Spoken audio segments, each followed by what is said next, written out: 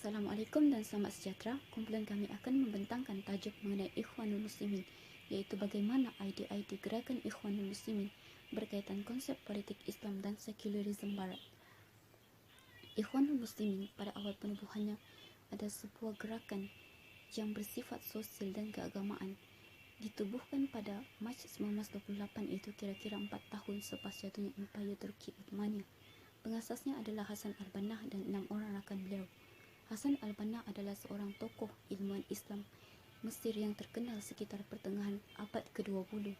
Beliau dilahirkan pada 14 Oktober 1906 di Buhaira dan seorang tokoh ilmuwan Islam yang matlamatnya sentiasa menyeru dan mengajak umat Islam untuk kembali kepada ajaran agama yang sebenarnya, kerana pada ketika itu beliau melihat bagaimana berlakunya kerosakan akidah umat Islam di Mesir khususnya dan dunia Islam yang lain, dengan banyaknya amalan-amalan khurafat, amalan-amalan bid'ah, sikap kejemuran masyarakat terhadap nilai tradisi, dan kejahilan masyarakat dari sudut pengetahuan agama.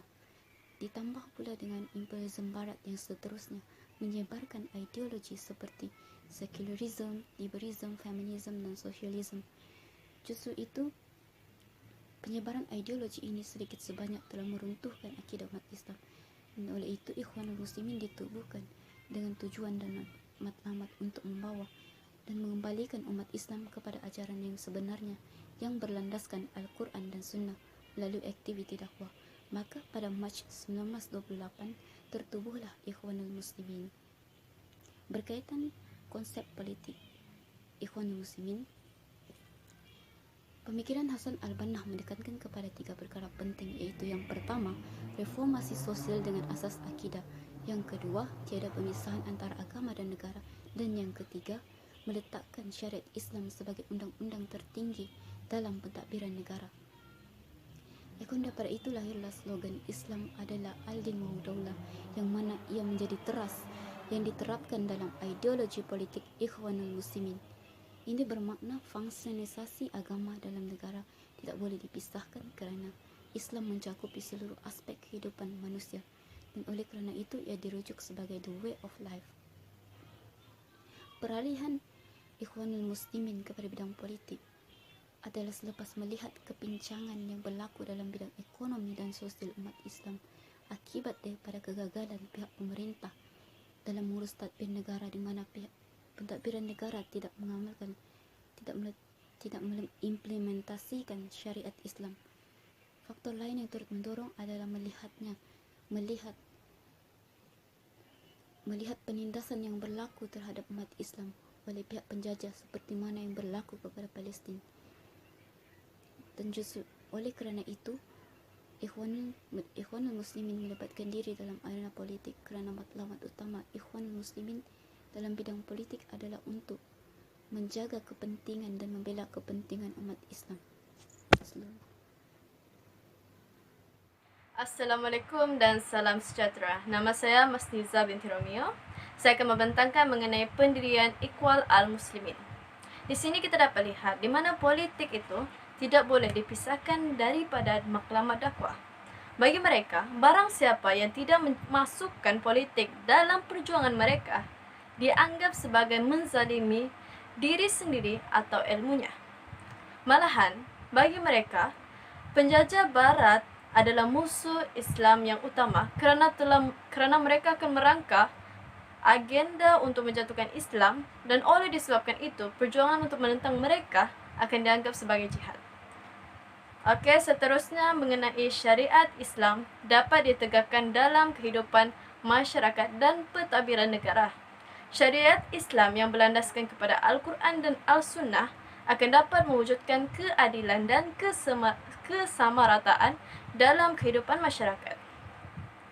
Konsep politik Islam jelas sangat berbeza dengan konsep politik Barat, kerana politik negara Barat mereka tidak boleh dipisahkan dengan konsep-konsep seperti individualism, kebebasan, dan hukum. Sedangkan Islam mementingkan konsep-konsep seperti jamaah atau ummah, atau keadilan, atau khalifah sebagai body of politik. Menurut Hasan al-Banna, Politik Islam terdiri daripada dua sisi yang berlainan, yaitu bersifat internal dan eksternal. Dari sudut internal, yaitu berkaitan dengan urus takbir, yaitu melaksanakan fungsi dan tugas dengan sebaiknya kepada rakyat.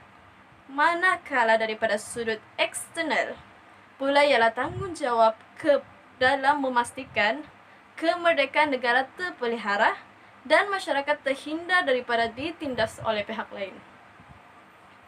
Isu yang seterusnya berkaitan dengan pilihan raya Parlimen 1984.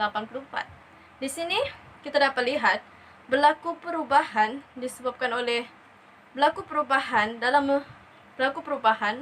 apabila Ikhwan Al-Muslimin menstrukturkan semula organisasinya dan dengan ikut bertanding buat pertama kalinya dalam pilihan raya Parlimen 1984. Pada tahun 2012, Ikhwanul Muslimin mencatat sejarah apabila menjadi parti politik pertama yang terpilih secara demokratik di Mesir. Perubahan demi perubahan dan sokongan yang diberikan terhadap pertubuhan Ikhwan Al-Muslimin sejak dari zaman Hassan Al-Banna lagi telah menyebabkan organisasi politik ini berkembang dan dikenali di seluruh dunia, khususnya dunia Islam. Ini menjadikan gerakan Ikhwan Al-Muslimin terus kekal relevan sehingga ke hari ini. Walaupun begitu, banyak cabaran dan dugaan yang terpaksa ditempuhi sehingga ianya pernah diharamkan oleh pemerintah Mesir pada tahun 1948. Sekian. Saya Adriana Azera Majili, BA 171610121. Seterusnya kita beralih kepada sekularisme di Barat.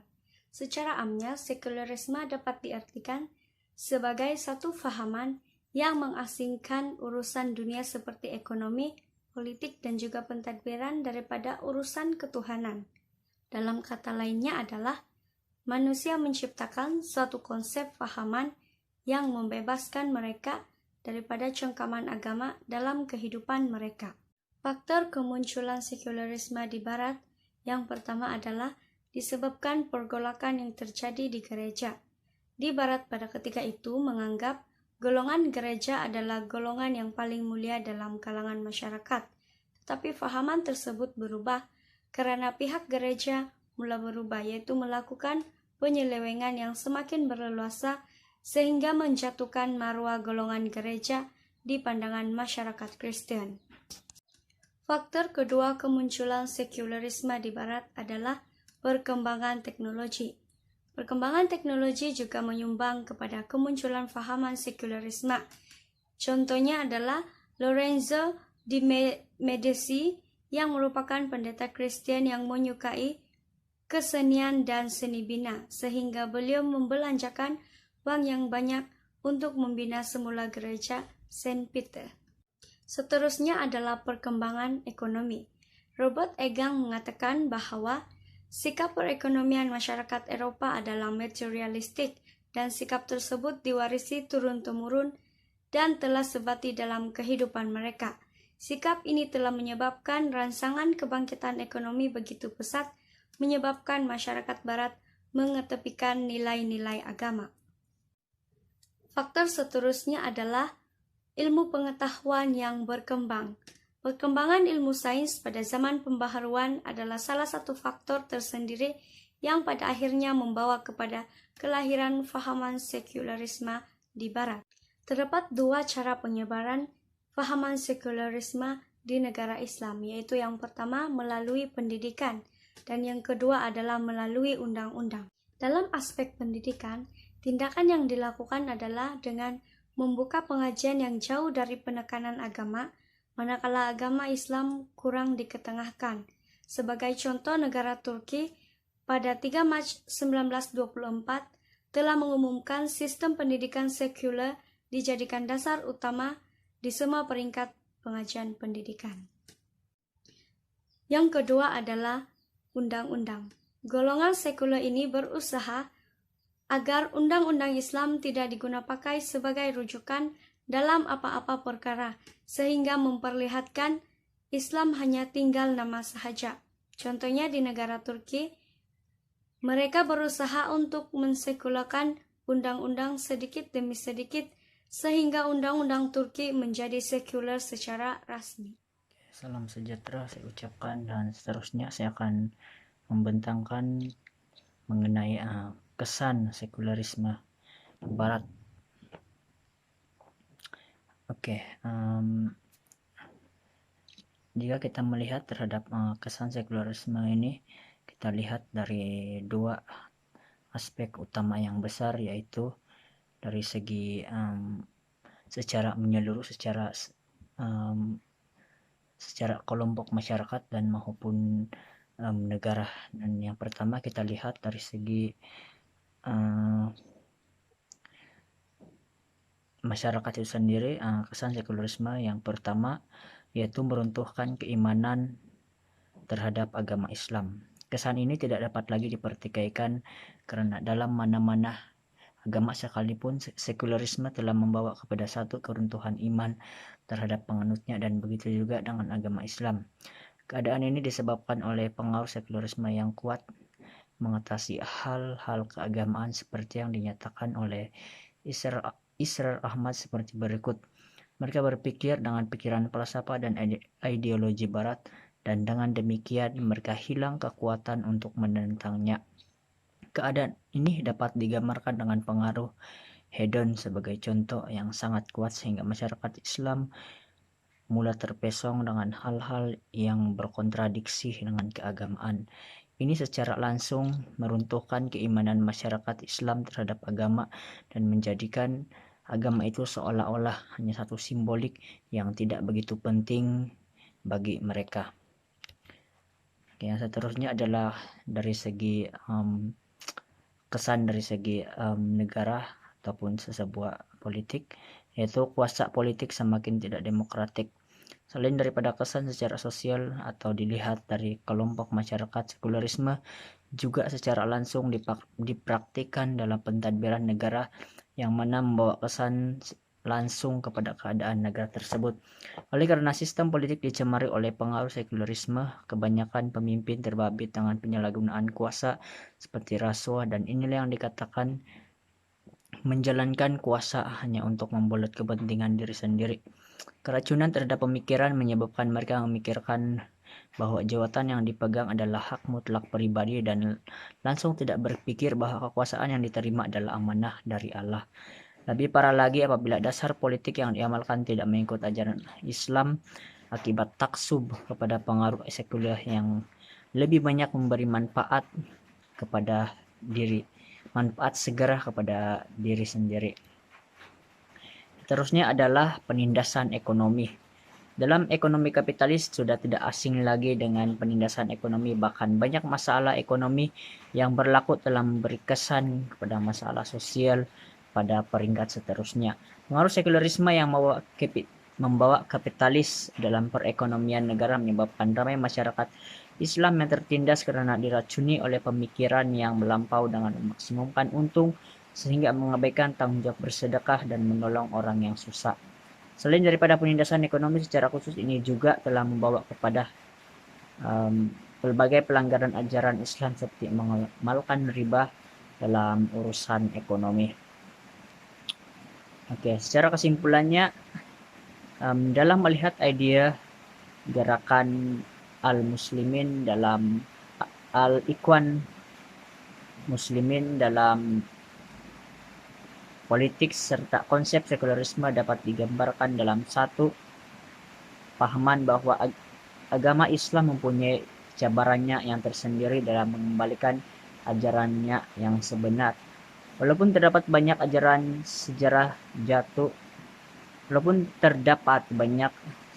jatuh dan bangun Islam dalam konteks keimanan yang mana coba diracuni oleh pahaman-pahaman dari kalangan sesama umat maupun dari dunia bukan Islam, satu yang pasti dan istimewa dapat dilihat, yaitu adanya satu gerakan yang sering dikatakan sebagai purify atau penyucian, atau juga dikenali sebagai pengembalian semula ajaran Islam yang sebenar. Itu saja pembentangan kami. Sekian dan terima kasih. Seterusnya kita beralih kepada ulasan artikel. Tajuk artikel yang kami ambil adalah Serangan Ideologi Barat terhadap Pemikiran Umat Islam dan Implikasinya kepada Iman, yang ditulis oleh Muhammad Aizam bin Mas'ud. Dalam artikel ini menyebut bahwa serangan ideologi terhadap dunia Islam bermula dengan usaha westernisasi yang dilakukan oleh pihak Barat. Menurut Hafiz Muhammad Al-Jubri, westernisasi bermaksud gerakan yang menyeru kepada kebangkitan atas dasar konsepsi Barat, sehingga mengakibatkan terjadinya proses urbanisasi, modernisasi dan perindustrian ke dalam sistem budaya dan berdirinya tidak berpaksikan kepada ajaran agama Islam yang sebenar. Dalam artikel ini terdapat 4 ideologi Barat yang dikemukakan penulis, yaitu sekularisme, kapitalisme, humanisme, dan hedonisme. Penulis juga mengatakan bahwa terdapat beberapa kesan negatif yang dapat dilihat apabila ideologi Barat ini coba diterapkan dalam negara-negara Islam, yaitu fahaman ini amatlah bertentangan dengan ajaran Al-Quran, dan sekiranya kemasukan ideologi-ideologi ini tidak ditapis akan menyebabkan implikasi negatif terhadap iman umat Islam itu sendiri.